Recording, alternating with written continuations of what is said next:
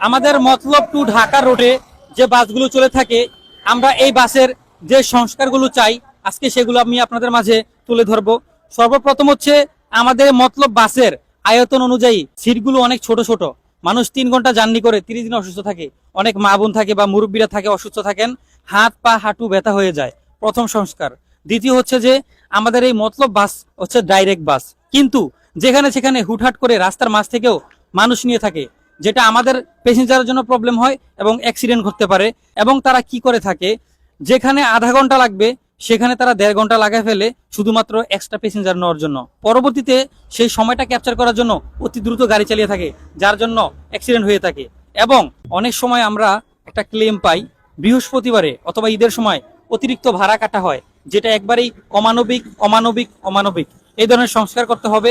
মানুষের থেকে অতিরিক্ত ভাড়া কাটা যাবে না এবং অতিরিক্ত মানুষ তোলে, যার ফলে মানুষ একজনের উপরে আরেকজন যেয়ে উঠে, এগুলো অবশ্যই সংস্কার করতে হবে।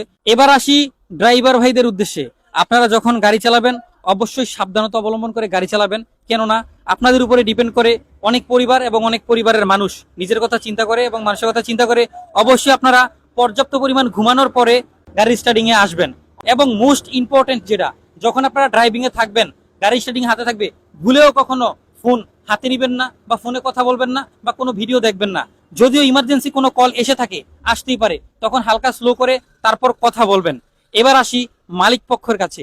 আপনারা যারা মালিক পক্ষ আছেন অবশ্যই ভালো করে বিবেচনা করে দক্ষ ড্রাইভার নিবেন এবং ড্রাইভারের পাশাপাশি তাদের বেতন এবং তাদের পারিশ্রমিক অবশ্যই বুঝিয়ে দিবেন।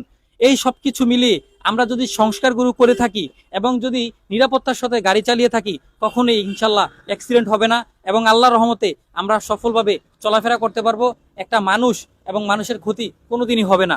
আমার এই কথায় যদি আপনারা একমত হয়ে থাকেন এবং সঠিক মনে হয়, তাহলে অবশ্যই এই ভিডিওটা বেশি বেশি শেয়ার করবেন এবং এই সংস্কারগুলো আমরা চাই অবশ্যই চাই।